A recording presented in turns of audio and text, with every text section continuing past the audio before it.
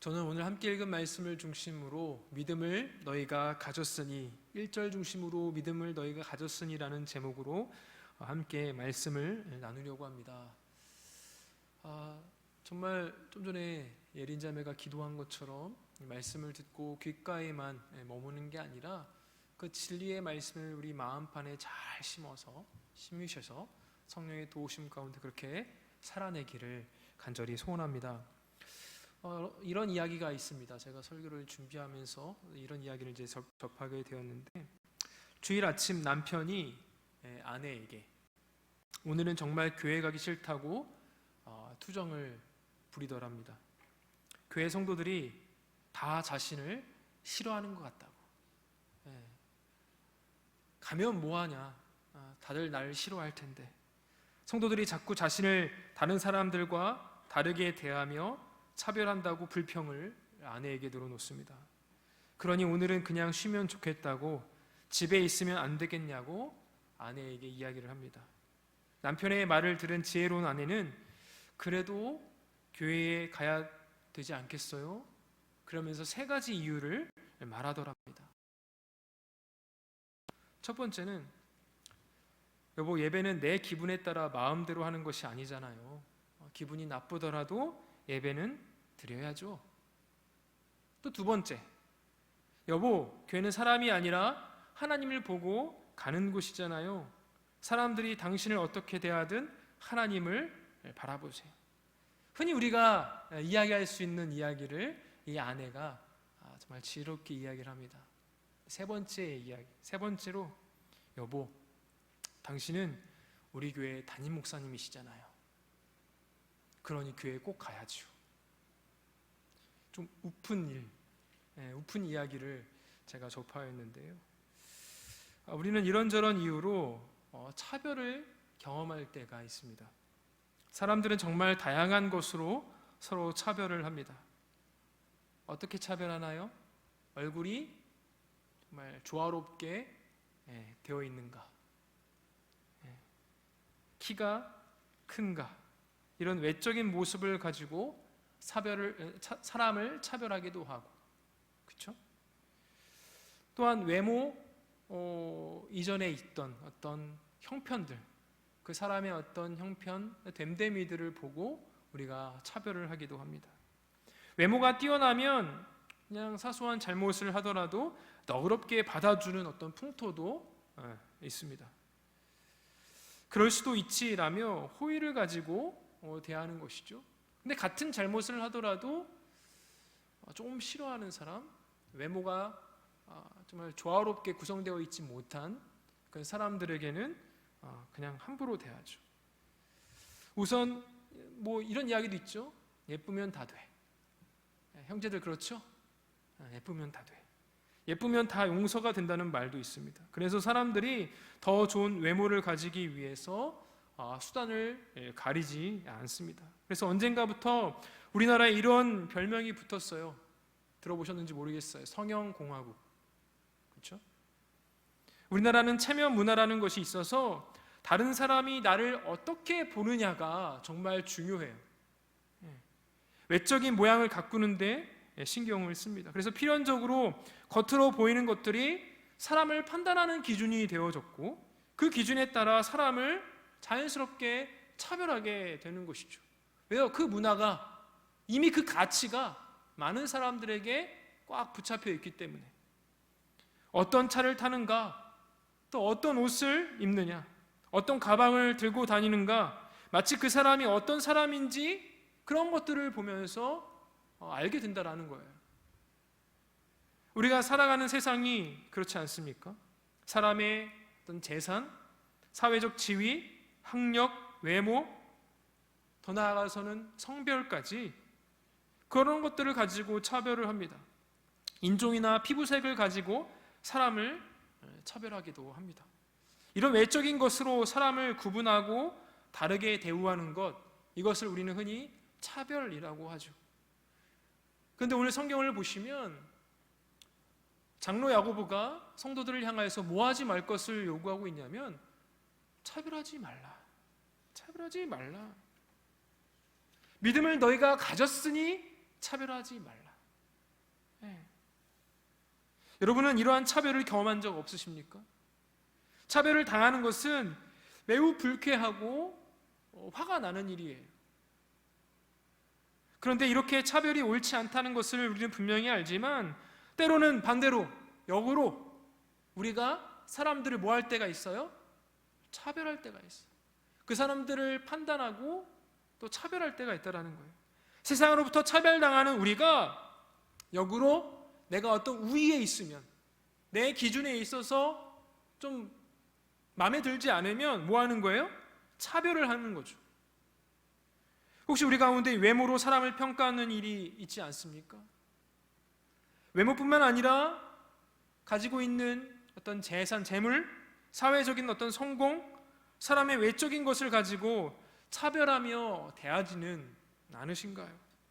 물론 교회에서 적극적으로 차별한다, 우리는 아주 자연스럽게 차별합니다 라고 말하지는 않을 거예요.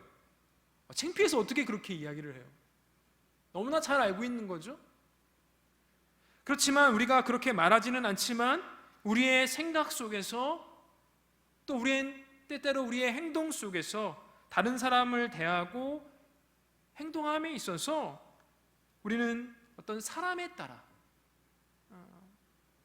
다르게 반응하고 다르게 그 사람들을 인식하고 태도한다라는 거예요. 특별히 나에게 도움이 되고 나에게 유익하게 되면 친절히 행하겠죠. 나에게 도움이 되니까. 저 사람은 내게 이익이 되는 사람이야. 저 사람은 나와 정말 굉장히 친해. 저 사람은 경제적으로 여유 있는 사람이니까 알고 지내면 나중에 나에게 좀 어려운 일이 생길 때 분명히 도움이 될 거야. 반대로 나에게 도움이 되지 않는 사람에게는 친절을 베풀지 않아요. 이게 바로 사람을 차별하는 것이고, 사람이 가지고 있는 죄의 그 가득한 본성을 아주 드러내는 것이죠. 그런데 이러한 차별의 문제는 지금 오늘날 2021년도를 살아가고 있는 오늘날 우리만의 어떤 문제, 우리가 갖고 있는 그 문제가 아니라는 거예요. 이 차별이라는 문제가 21세기에 들어서 들어온 문제가 아니라는 거예요. 약 2000년 전에 장로 야고보가 살았던 그 시대에도 분명히 뭐가 있었다라는 거예요?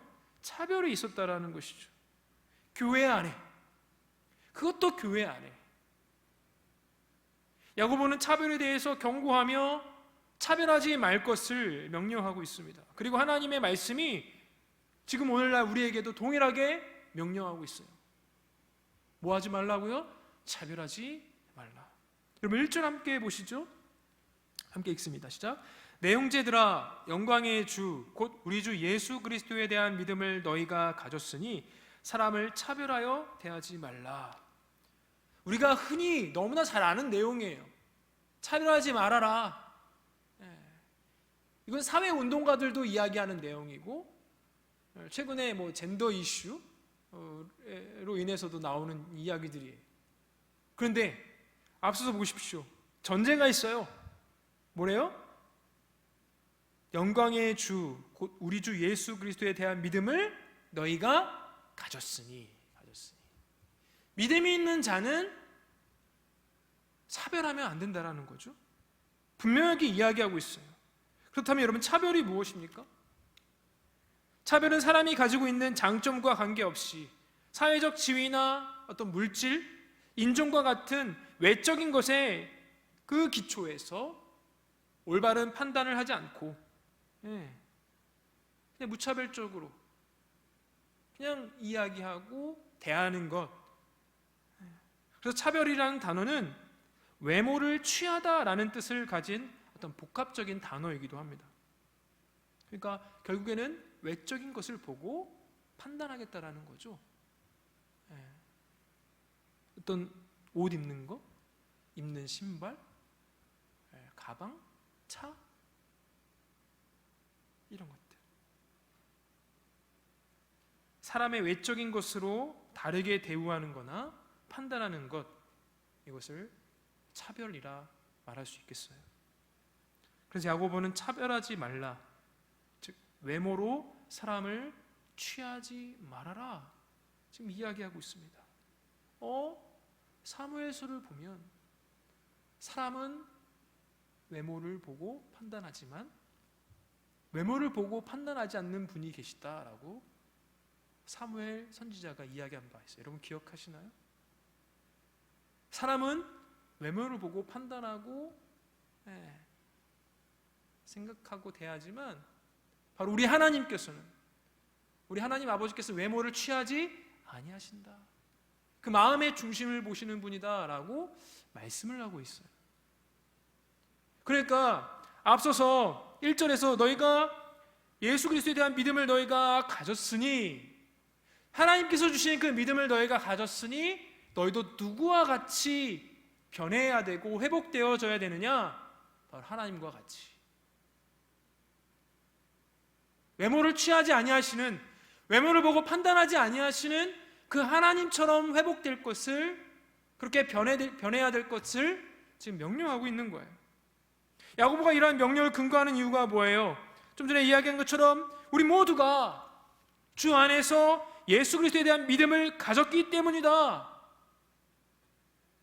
주님을 향한 믿음을 가진 자들은 마땅히 차별하지 말아야 한다라고 이야기하는 거예요. 왜요? 그 믿음을 주신 분이 하나님이시기 때문에, 그 하나님이 외모로 사람을 취하지, 판단하지 않기 때문에. 여러분은 예수님에 대한 믿음을 가지고 계십니까? 그렇다면 사람을 차별하여 대하지 말아야 되는 것이고, 적극적으로 하나님을 닮아가고 그 형상에 따라 다시 한번 우리가 새롭게 날마다 지음을 받아야 될 거예요. 하나님의 말씀이 지금 우리에게 분명하게 명령하고 있어요. 그리스도를 향한 믿음과 그 사랑을, 믿음을 가진 사람들은 사람을 향하여 차별을 할 수 없다. 동시에 같은 특성을 갖출 수 없다라는 특징이에요. 하나님이 사람은 차별을 할 수 없다, 같이 갈 수 없다라는 거예요. 여러분이 믿음을 가지고 있다면, 하나님께서 여러분에게 하나님의 자비하심과 하나님의 긍휼과 하나님의 은혜로 여러분에게 믿음을 선물로 주셨다면, 이제 우리 머릿속에, 우리 행동에 이 차별이라는 단어가 이제 들어오면 안 되는 거죠. 우리가 믿는 예수님을 생각해 보십시오. 우리 주님께서 이 땅에 계실 때 그분은 차별하지 않으셨어요. 부자든 가난한 자든, 남자든 여자든, 과부든 병든 자든, 어린아이든 고아든 죄인이든 관계없이 예수님께 나오는 모든 자들 다 받아주셨어요.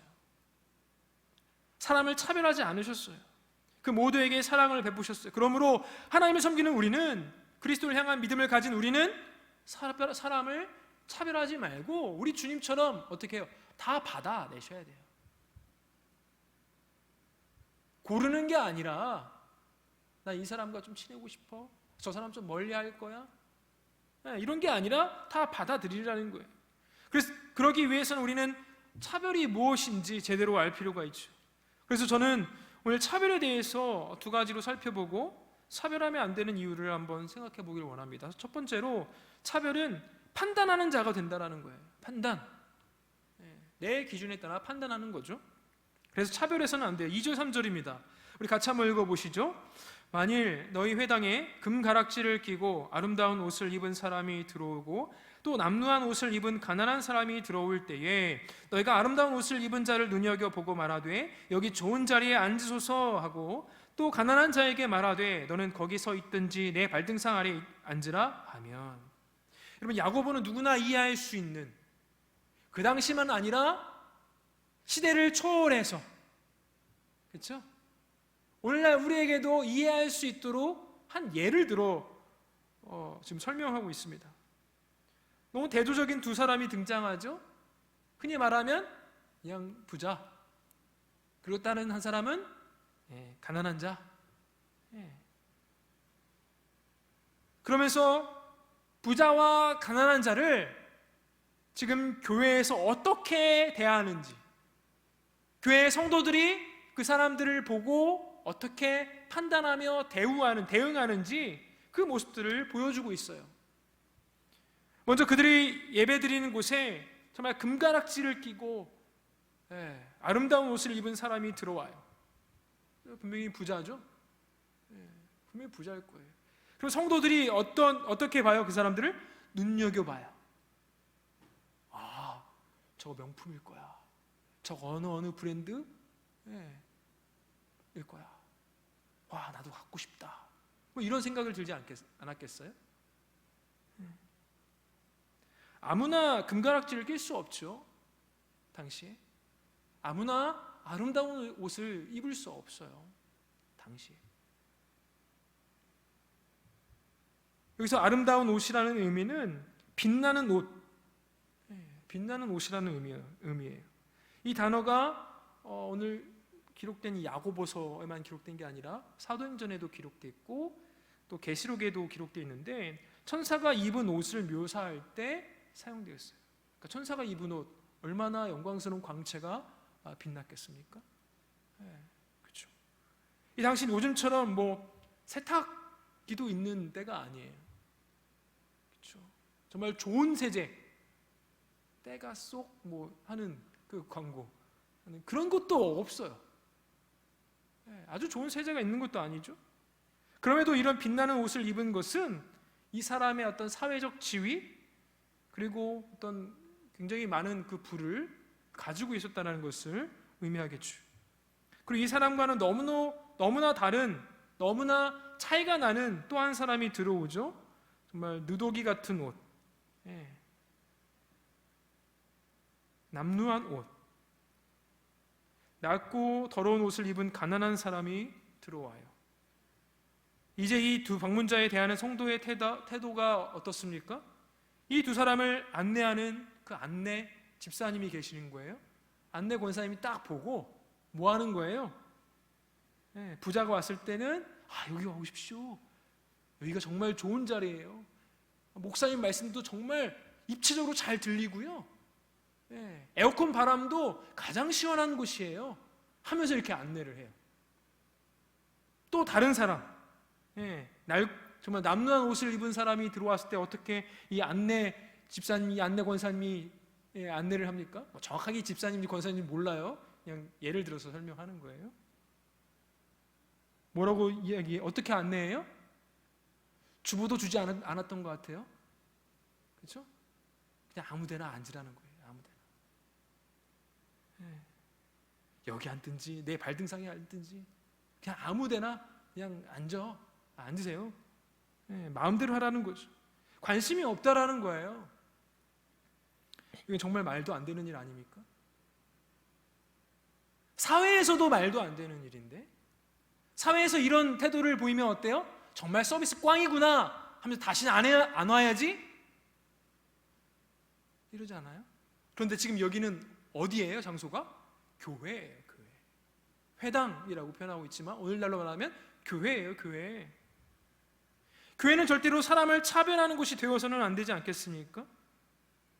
근데 지금 차별을 하고 있었다라는 거예요. 이러한 차별에 대해서 결론은 이거예요. 4절 보십시오. 너희끼리 서로 차별하며 악한 생각으로 판단하는 자가 되는 것이 아니냐. 차별한다라는 것이 무엇인지 분명히 알게 돼요.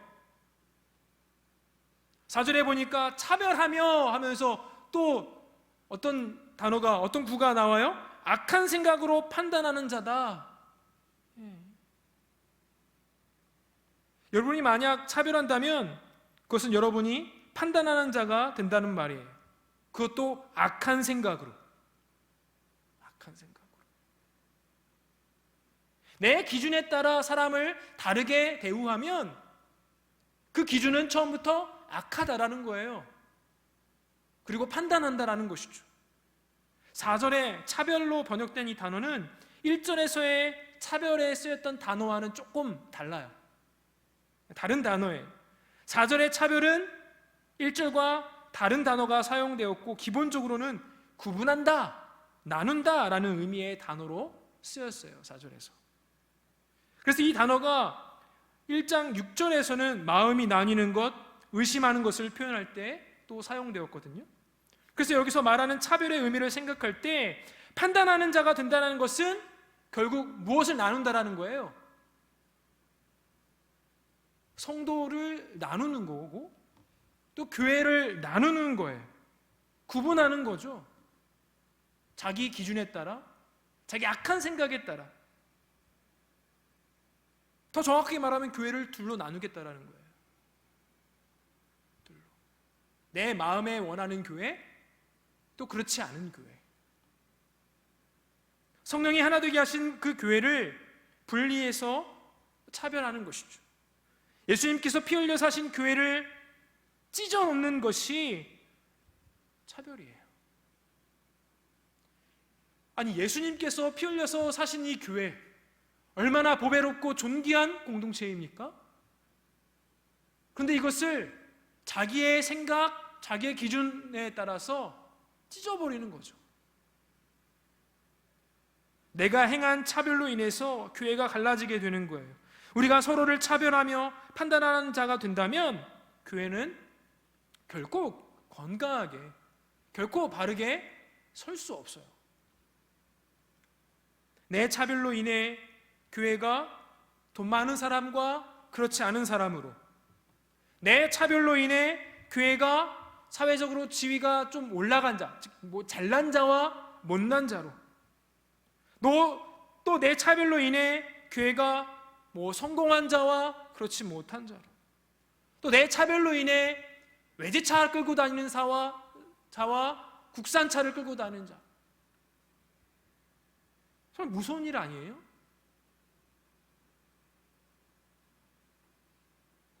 이것은 예수님이 하신 일과는 아주 다른 일이에요.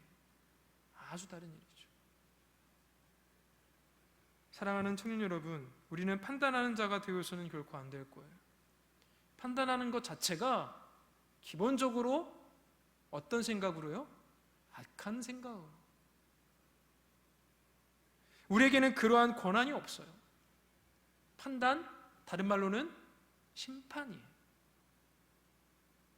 판단하는 분, 심판하는 분은 우리가 계속 배웁니다. 유일합니다. 삼위 하나님께서만 판단하시고 심판하십니다. 우리에겐 그런 권한이 없어요. 우리의 죄된 본성은 악한 생각으로 다른 사람을 판단하길 원해요. 자꾸 하나님 위치에 올라가길 원해. 하지만 여러분 기억하십시오. 그것은 우리 권한 밖의 일이에요. 우리에게 권한이 주어지지 않았어요. 판단하시는 분은 오직 하나님이십니다. 차별하는 것은 우리가 하나님의 자리에까지 기어 올라가서 기어이 그분이 하시는 일을 하나님 제가 이것도 해야겠어요 하는 꼴과 같은 거죠. 우리는 재판관 될 수 없습니다. 우리는 판단하는 자, 심판하는 자 될 수 없어요. 우리가 자꾸 재판관이 되려고 하고 판단하려고 하고 심판하려고 하니까 뭐가 생기는 거예요? 문제가 생기는 거죠. 우리는 사람을 판단할 권한이 없다는 것을 여러분 기억하십시오. 오직 공정한 재판관이신 우리 하나님만이 판단하실 수 있으세요. 하나님이 올바르게 재판하실 수 있으세요. 하나님은 외모가 아니라 그의 중심을 보시고 사람을 차별하여 대하지 않으시기 때문에 그렇습니다. 하나님이 사무엘을 보내셔서 이새의 아들 중에 새로운 왕을 찾으러 와요. 여러분 이 이야기 다 기억하시죠? 앞서서 제가 이야기한 대로 하나님은 사람은 외모를 보거니와 하나님은 중심을 보느니라.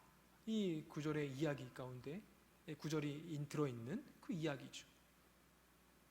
다윗의 형들을 쭉 다 봐요. 다 지나가면서 하나님이 아니다 아니다 아니다.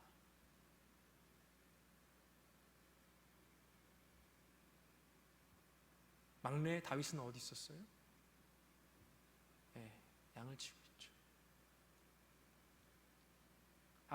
아버지가 다 불러 모아야 되는데 얘는 그냥 어리고 그냥 막내다. 오늘날 막내하면 굉장히 이쁨을 받는데 그 당시에 막내라는 것은 사실 사람 취급을 받지 못하는 거죠.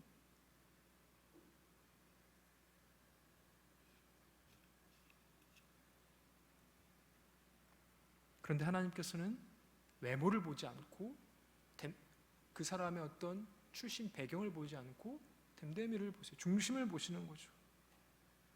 우리는 하나님과 달리 사람을 볼 때 사람보다 그 한 사람의 그 존귀함, 한 사람의 정말 귀중함을 보지 않고 그 사람이 가지고 있는 것을 볼 때가 많아요. 그 사람이 아니라 그 사람이 가지고 있는 것, 사람의 외적인 모습, 겉으로 드러나는 조건을 보고 판단하겠다라는 것이죠. 사람이 어떤 것을 가지고 있다 해도 여러분, 그것이 사람보다 중요합니까?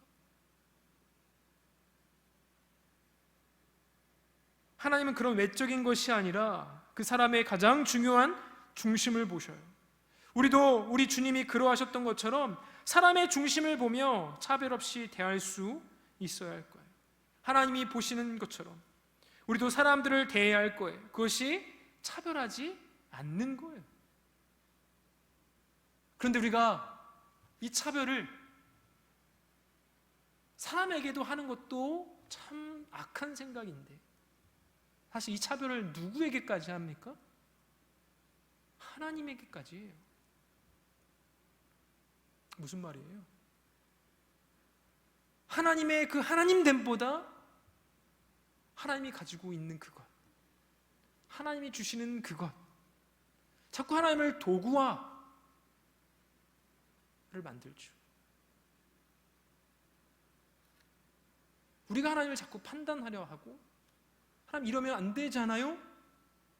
제가 이렇게까지 했는데요? 스스로 우리가 판단을 하죠. 우리의 악한 생각으로. 이것이 사람을 차별하는 것과 다르지 않다라는 거예요. 우리가 예수님에 대한 믿음을 가진 자로서 차별하면 안 되는 이유가 무엇이었습니까? 첫째로 차별은 판단하는 자가 되는 것이기에, 우리는 하나님이 아니기에 판단해서는 안 된다, 차별해서는 안 된다라는 거예요. 우리 분수를 알자라는 거죠. 그리고 이제 다음 이유를 살펴봅시다. 차별하면 안 되는 이유, 둘째는 차별은 죄를 짓는 자가 되는 것이기 때문에, 그래서 차별해서는 안 된다라는 거예요. 너희가 만일 성경에 기록된 대로 내 이웃 사랑하기를 내 몸과 같이 하라 하신 최고의 법을 지키면 잘하는 것이거니와, 만일 너희가 사람을 차별하여 대하면 죄를 짓는 것이니 율법이 너희를 범법자로 정죄하리라. 8절 9절에 보니까 차별하는 거 죄 짓는 거다 라고 이야기하고 있어요. 차별이 무엇입니까? 차별은 죄를 짓는 거다. 그냥 단순하게 뭐와 같이, 간음하는 것과 같이, 살인하는 것과 같이 죄 짓는 거다. 우리가 차별할 때 죄를 짓는 자가 된다라는 거예요. 범법자가 된다라는 거예요. 누구나 살인이나 간음을 죄라고 말해요. 그렇게 생각해요. 하지만 차별에 대해서는 그렇게 심각하게 생각하지 않는 것 같아요. 차별에 대해서 죄라고 잘 생각하지 않습니다. 살다 보면 그 정도쯤이야. 차별하는 것, 그쯤은 당연한 것이고 괜찮다라고 생각할 수 있습니다. 뭐 그게 그렇게 큰 잘못이냐고 말할지도 모릅니다. 하지만 성경은 그것에 대해서 그래 맞아, 그것쯤이야 라고 성경에서 그렇게 말하지 않아요. 사람을 차별하여 대하면 분명히 이야기합니다. 그것은 죄다. 하나님의 법을 어긴 범법자가 되는 것이다. 하나님은 분명히 내 이웃을 사랑하라 명령하셨어요. 돈 많은 사람만 사랑하라고 하지 않고 내가 사랑할 수 있는 사람만 사랑하라 말씀하지 않았어요. 네가 마음에 드는 사람, 너에게 도움을 주는 사람, 너와 성격이 잘 맞는 사람, 너에게 좋은 말을 좋게 대해주는 사람, 너에게 친절을 베푸는 사람만 사랑하라 라고 말하지 않았어요. 하나님 우리가 차별하지 않는 사랑을 할 것을 명하셨죠.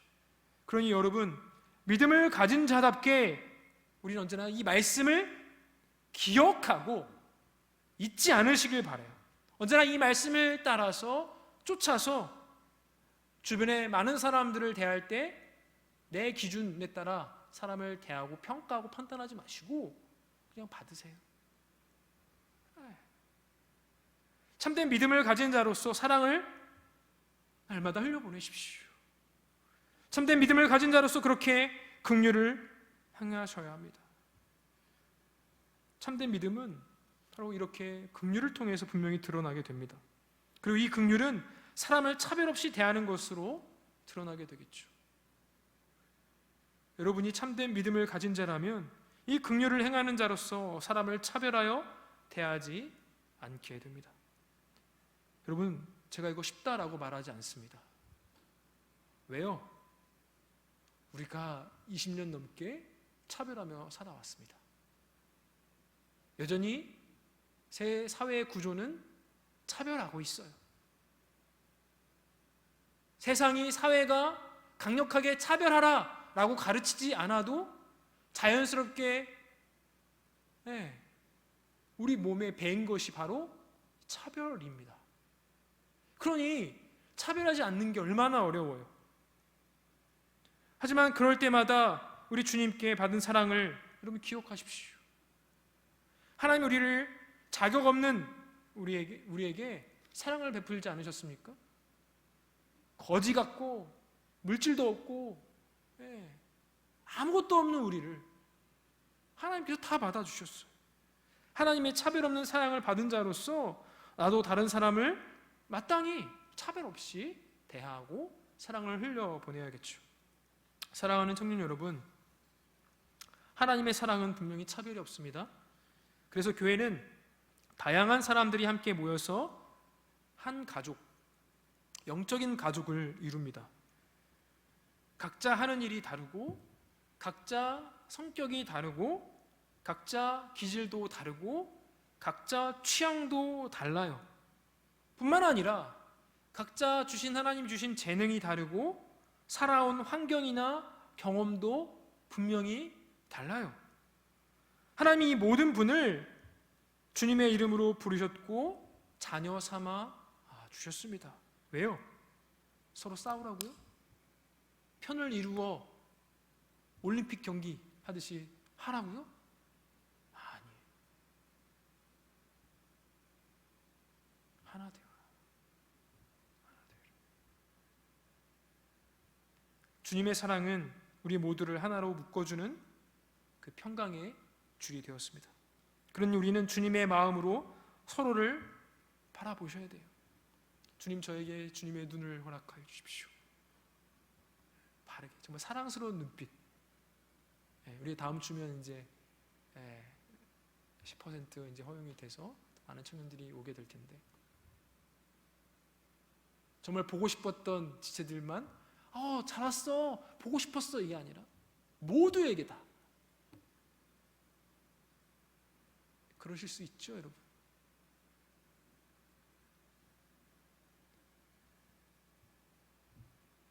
만약 우리가 사람을 차별한다면 우리는 판단하는 자, 하나님이 되고자 하는 거예요. 만약 우리가 사람을 차별한다면 우리는 죄를 짓는 자가 되는 겁니다. 여러분, 판단하는 자 되지 마십시오. 죄를 짓는 자 되지 마십시오. 판단하는 자, 죄를 짓는 자가 아니라 오히려 긍휼을 행하는 자, 사랑을 흘려보내는 자 되십시오. 그래서 정말 주 안에서 믿는 자답게, 오늘 제목이 뭐였어요? 믿음을 너희가 가졌으니, 믿는 자답게, 하나님께서 주신 그 믿음을 받은 자답게 그 믿음의 증거를 드러내는 자 되시기를 간절히 소원합니다. 주님은 지극히 작은 자에게 한 것이 바로 나에게 한 것이다 라고 말씀하셨어요. 우리가 지체를, 형제를, 자매를 대하는 것이 바로 누구를 대하는 거예요? 우리 주님을 대하는 거예요. 눈에 보이는 형제를 차별하고 사랑하지 않는다면 우리가 어떻게 보이지 않는 하나님을 사랑할 수 있겠습니까? 하나님을 사랑한다면 옆에 형제를, 자매를 사랑합니다. 하나님을 사랑하면 하나님이 사랑하시는 사람들도 사랑합니다. 그리고 그 사랑은 차별이 없습니다. 주 안에서 사랑하는 청년 여러분, 이렇게 우리가 차별 없이 귀한 지체들을 우리가 서로 용납하고 내 기준에 따라 평가 판단하지 않고 그들에게 긍휼을, 사랑을 지속적으로 흘려보내어 귀한 동역자, 귀한 공동체 이루어 나가시는 저 여러분 되시기를 간절히 소원합니다.